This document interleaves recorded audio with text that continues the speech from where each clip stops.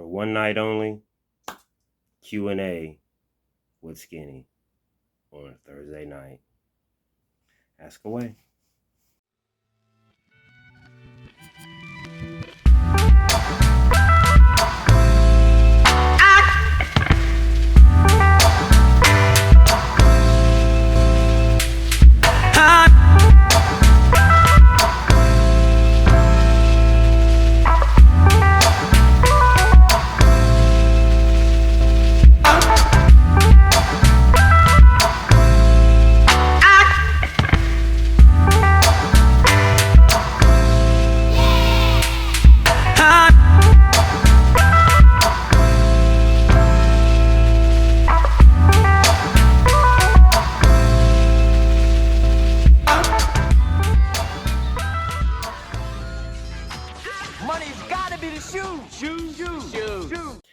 What's up, YouTube? It's your boy, Skinny Hardaway, and this is Retro Heat Check. Checking in one more time for the real hoop heads out there.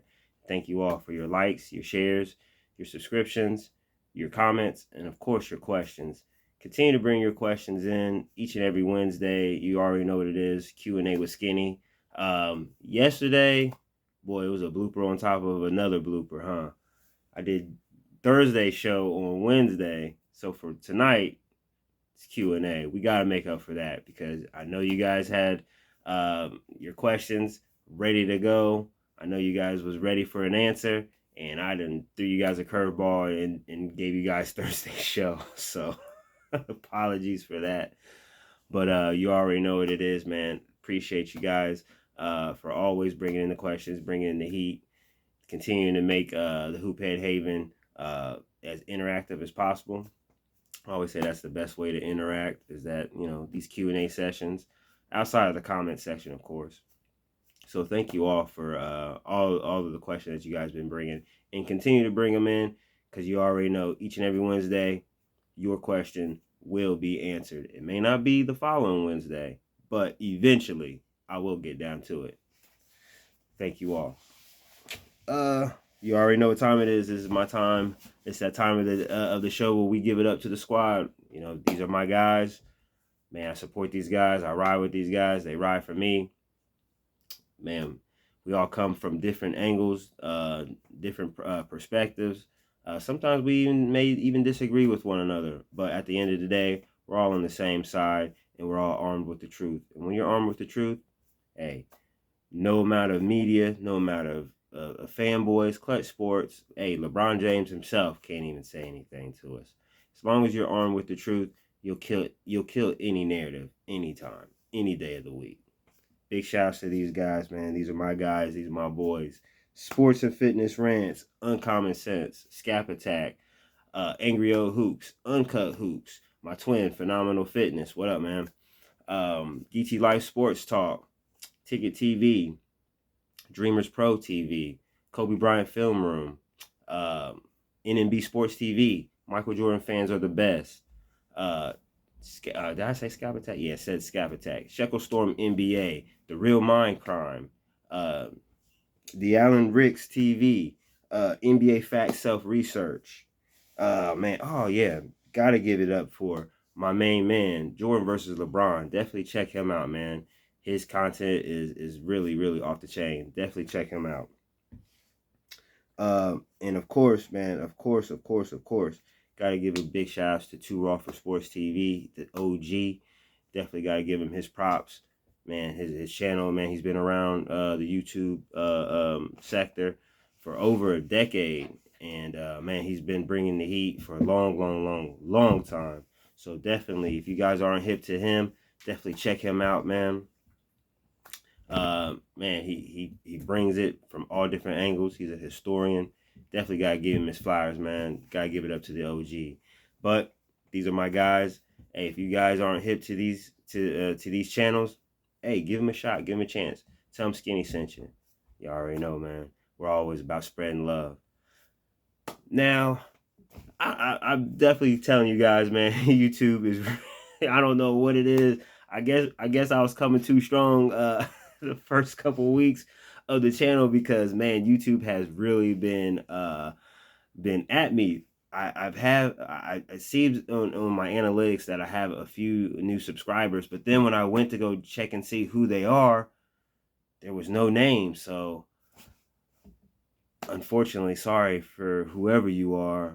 Big shout outs to you. When your name is finally released through YouTube, I don't know how this works, but hey, I'll give you your props and give you your proper introduction into the Hoophead Haven. So until then, tentatively, this is a closed door meeting. Sorry, guys. I wish that I would have been able to open up them doors and welcome you on in and all that good stuff. But apparently, YouTube is I don't know. I don't even know what's going on. So I'm not even going to try to even explain it. But yeah, closed door meeting today. So we're going to get right down into it. Q&A. Let's get to it, man. Let's get to it. We got some pretty good questions. As usual, you guys have been bringing the heat, so let's get right down to it. All right.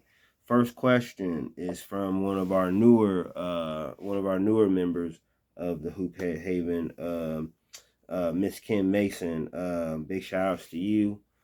Thank you for your support. Thank you. Came with the heat once again with the question: when you think about Larry Bird and his career, could it be that Caitlin is receiving the same new era treatment Larry once did? It's a pretty good question. But I have to say, what Larry Bird faced and what Caitlin Clark faced is night and day. Larry Bird, when he first came into the league, he had a presence about himself that let the league know, like, bro, you're not gonna haze me. You're not gonna you're not gonna punk me. You knock me down, I'm gonna get right in your face. I'm gonna let you know that I'm a dog. Like Larry Bird let it be known. Now he was tested, he was tried, but quickly, the league knew not to mess with Larry Bird because he was a straight killer. He had that dog in him. You could tell that he had that fire inside of him, that desire to win, that hunger to be number one. He already came into the league thinking that he was number one. And in contrast from what I've been seeing from Caitlin, and it's no knock against her, but you know what I'm saying, at the same time, it's what separates her from what Larry Bird went through is because she's quite the kind young lady. She has the dog in her.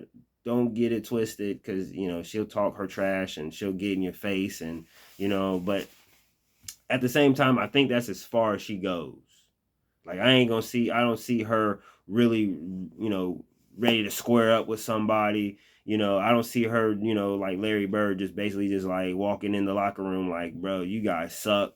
I'm not doing no rookie hazing. I ain't carrying your bags. I'm not doing any of that. I'm a dog. Give me the ball. Shut up. I'm gonna lead you to the promised land. Caitlin does not have that, and unfortunately, and I'm just gonna keep it real. You already know how I get down. I think the guys in the NBA during that time, I think that they were more business savvy than the WNBA, the ladies of the WNBA. I think that the fellas in the NBA, unlike the WNBA, they relied on logic rather than emotion. They looked and said, hey, these hotshot rookies, Magic Johnson and Larry Bird, just brought so much juice to the league. The players already knew the business. Once the business was laid down in front of them, and they knew exactly what was to come thanks to these rookies. Oh man, they all started counting the dollar signs in their heads, and very quickly, next thing you know, CBS takes over the NBA rights. The NBA is starting to go from tape delay to live events. The stadiums are starting to fill up because, hey, these two hot shot rookies are doing their thing. The NBA, the players of the NBA, they were just more business minded because they knew that these guys are going to elevate the league. They saw the elevation almost immediately, and they were just like, oh, like now. Granted, they was gonna give them the business. They weren't just gonna just let these rookies just dog walk them and whatever. Like they had to earn their stripes. They had to earn them.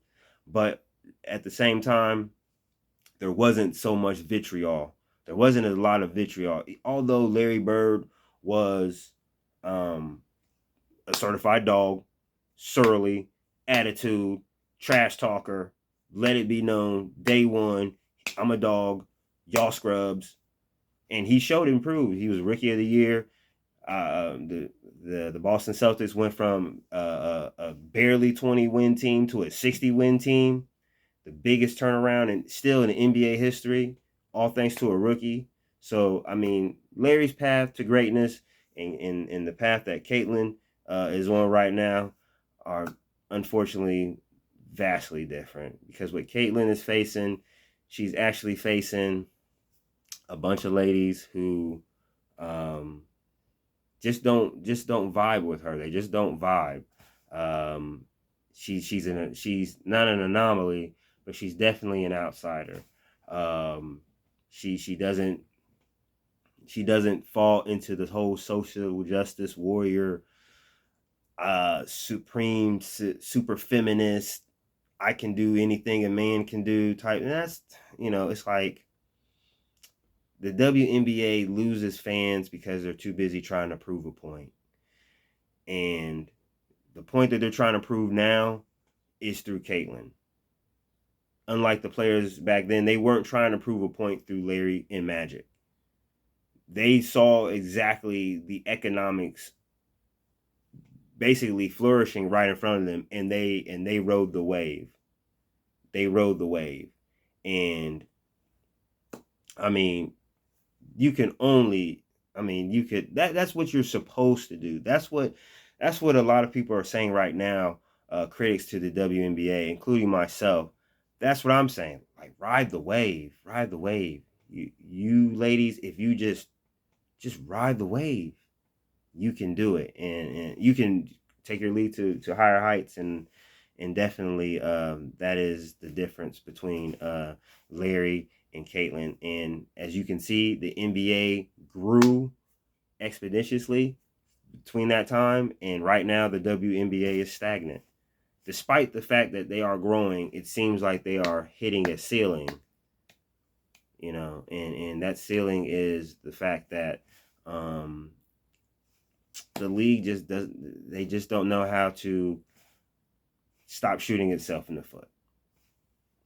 And I think that is the vast difference between Larry's path and Caitlyn's path. So hopefully that was good enough of an answer. Hopefully that was enough to satisfy you.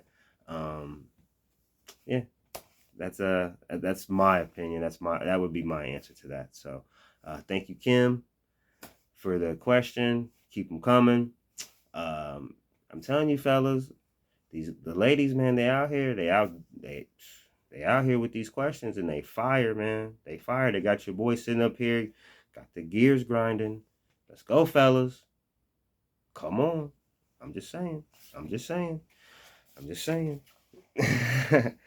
All right.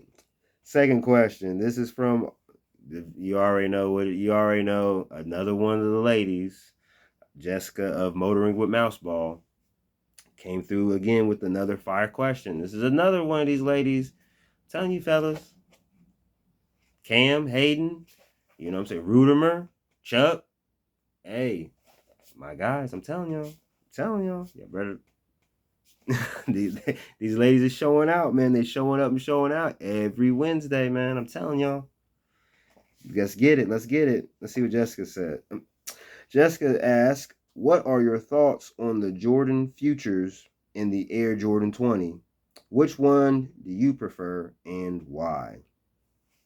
This is a simple one. This is a slam dunk right here, Jessica. Anything that says Air Jordan with a number behind it, I'm usually going to ride with it. Anything that says Jordan, not Air Jordan, I'm not riding with it.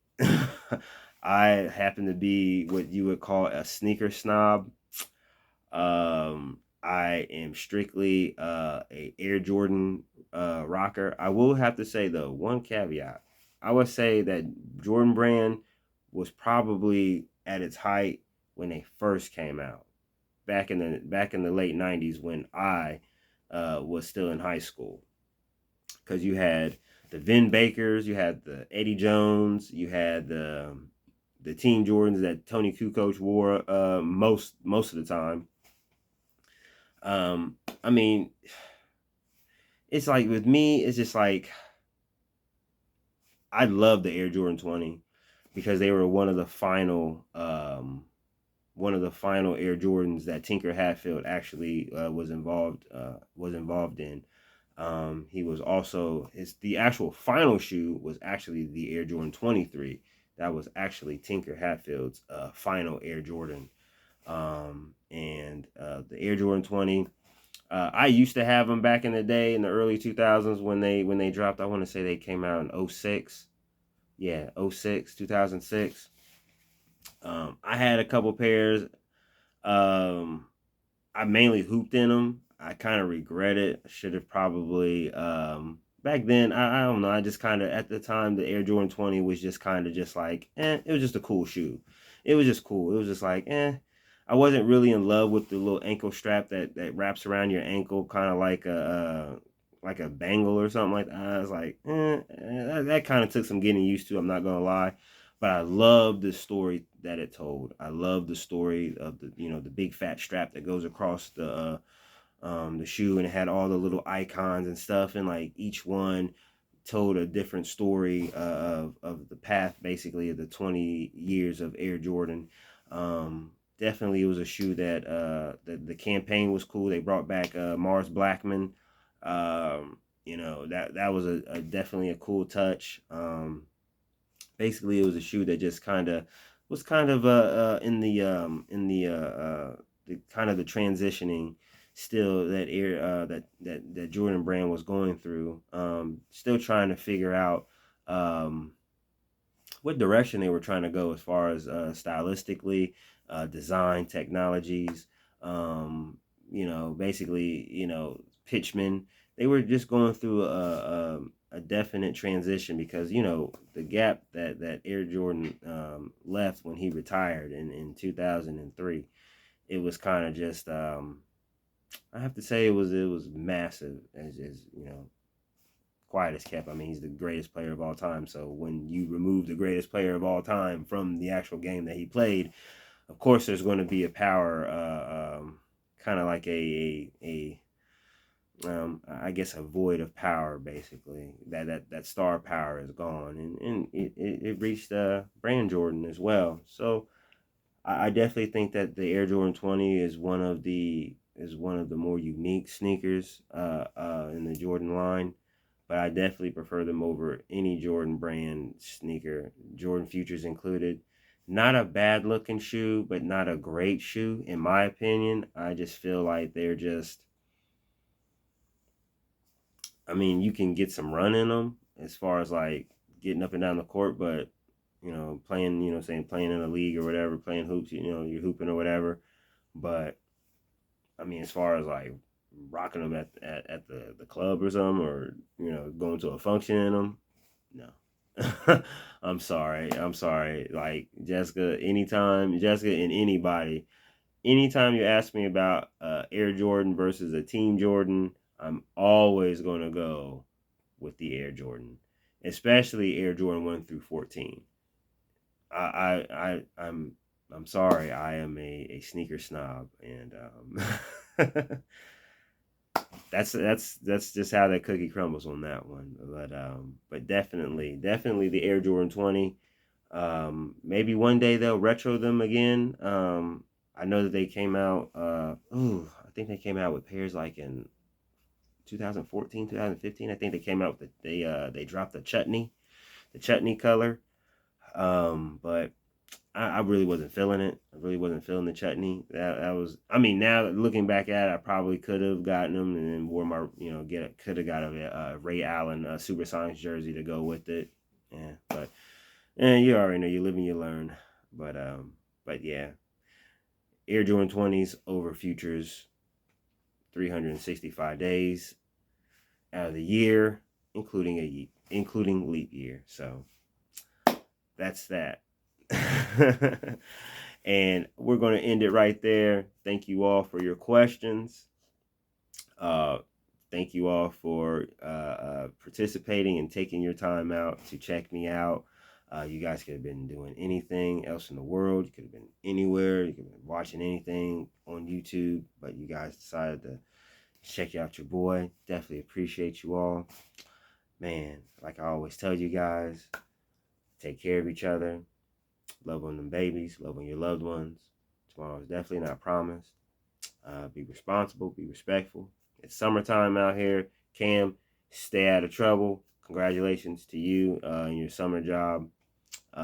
Stay out of trouble though, because now you making some money. Got them little girls out there.